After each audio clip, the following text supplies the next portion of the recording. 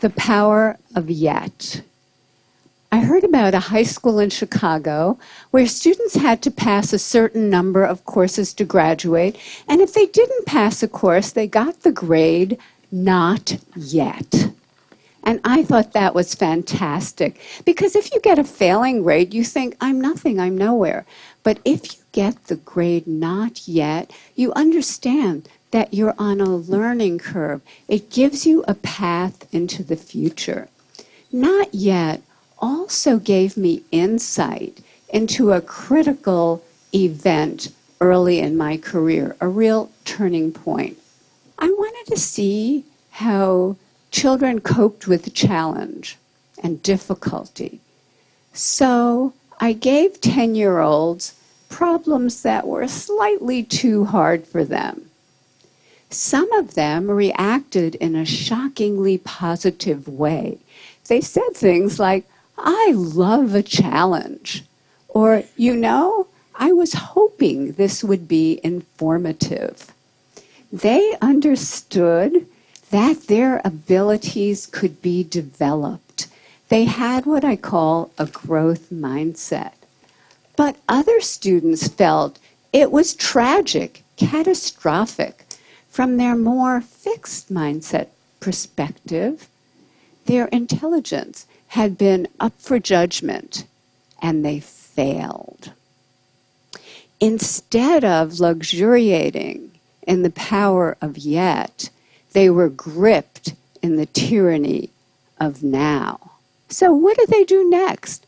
I'll tell you what they do next. In one study, they told us they would probably cheat the next time instead of studying more if they failed a test. In another study, after a failure, they looked for someone who did worse than they did so they could feel really good about themselves. And in study after study, they have run from difficulty. Scientists measured the electrical activity from the brain as students confronted an error. On the left, you see the fixed mindset students. There's hardly any activity. They run from the error. They don't engage with it. But on the right, you have the students with the growth mindset, the idea that abilities can be developed. They engage deeply. Their brain is on fire with yet. They engage deeply. They process the error. They learn from it, and they correct it. How are we raising our children? Are we raising them for now instead of yet? Are we raising kids who are obsessed with getting A's? Are we raising kids who don't know how to dream big dreams? Their biggest goal is getting the next A or the next test score? And are they carrying this need for constant validation with them into their future lives?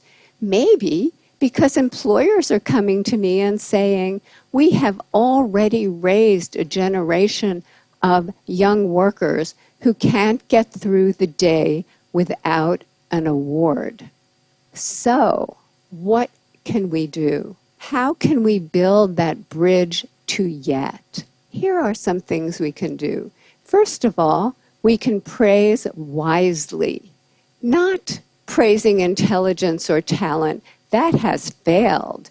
Don't do that anymore, but praising the process that kids engage in. Their effort, their strategies, their focus, their perseverance, their improvement.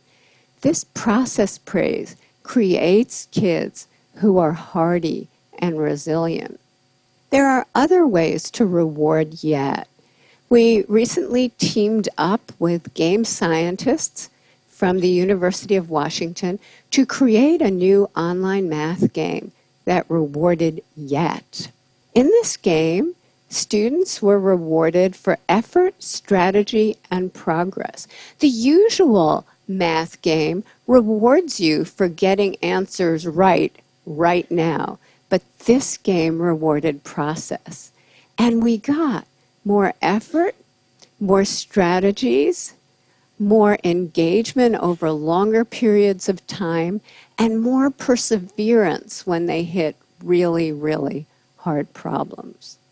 Just the words yet or not yet, we're finding, give kids greater confidence, give them a path into the future that creates greater persistence. And we can actually change students' mindsets.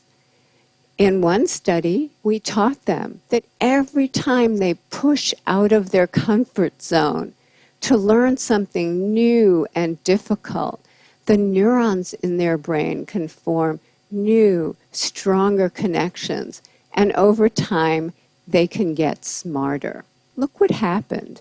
In this study, students who were not taught this growth mindset continued to show declining grades over this difficult school transition. But those who were taught this lesson showed a sharp rebound in their grades.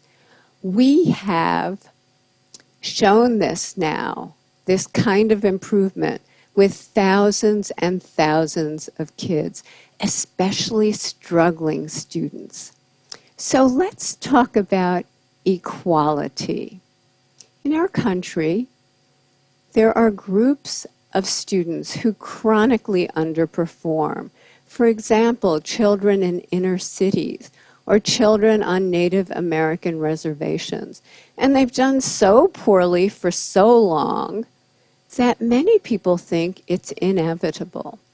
But when educators create growth mindset classrooms steeped in yet, equality happens.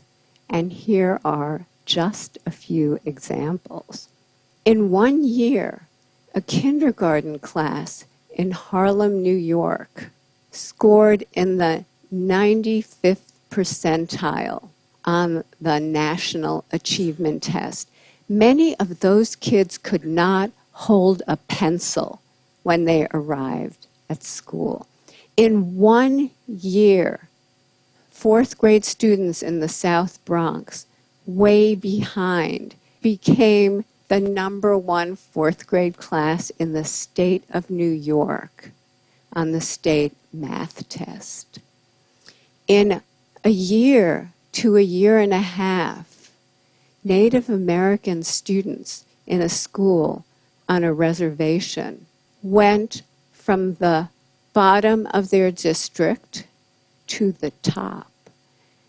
And that district included affluent sections of Seattle. So the Native kids outdid the Microsoft kids. This happened because the meaning of effort and difficulty were transformed. Before, effort and difficulty made them feel dumb, made them feel like giving up. But now, effort and difficulty, that's when their neurons are making new connections, stronger connections. That's when they're getting smarter. I received a letter recently from a 13-year-old boy. He said, "Dear Professor Dweck, I appreciate that your writing is based on solid scientific research, and that's why I decided to put it into practice. I put more effort into my schoolwork, into my relationship with my family, and into my relationship with kids at school. And I experienced great improvement in all of those areas. I now realize I've wasted most of my life."